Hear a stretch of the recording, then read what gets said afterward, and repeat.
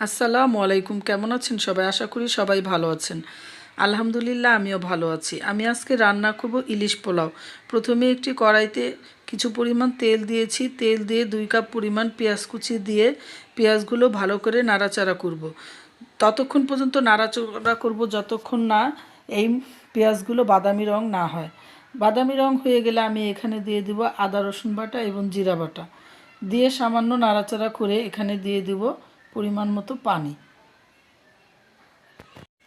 পানি দিয়ে এখানে আমি একটু দিয়ে দিচ্ছি ধনিয়া গুঁড়া এবং সামান্য মরিচের গুঁড়া, যাতে একটু রং হয়। দিয়ে দেব লবণ। লবণটা পরিমাণ মতো দিব। এখানে একটু নাড়াচাড়া করে যখন মশলা থেকে তেল উঠে আসবে তখন আমি এখানে দিয়ে দেব কেটে ধুয়ে রাখা পরিষ্কার করে রাখা ইলিশ মাছগুলো।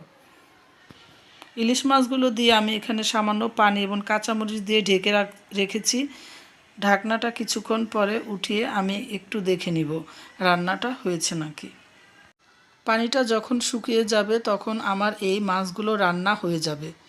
এখানে আমি এই রান্নাটা সাইডে রেখে দিচ্ছি। এখন দিয়ে দেব একটি হাঁড়িতে অল্প পরিমাণ তেল দিয়ে দিচ্ছি পেঁয়াজ এবং দারুচিনি এলাচ দিয়ে আমি এগুলোকে একটু নাড়াচাড়া করে দিয়ে দেব আদা রসুন বাটা। আদা রসুন বাটা দেওয়ার পরে এখানে একটু নাড়াচাড়া করার পর আমি একটু দিয়ে দিব পানি। পানি দিয়ে এখানে তারপর দিব লবণ।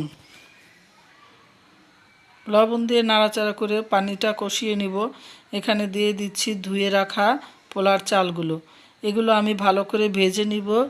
ভেজে আমি এখানে দিয়ে দেব পরিমাণ মতো কাঁচামরিচ এবং পানি। পানিটা পরিমাণ মতো দিব। পানির পরিমাণটা ঠিক থাকলে পোলাওটা ঝরঝরে সুন্দর হবে।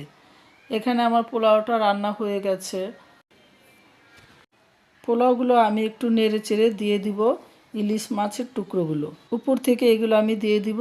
দিয়ে আবার কিছুক্ষণ দমে রেখে দিব। বাস হয়ে গেল আমার ইলিশ পোলাও। আপনাদের যদি ভালো লাগে আমার পাশে থাকবেন। সবাইকে অসংখ্য ধন্যবাদ। আল্লাহ হাফেজ। সবাই ভালো থাকবেন, সুস্থ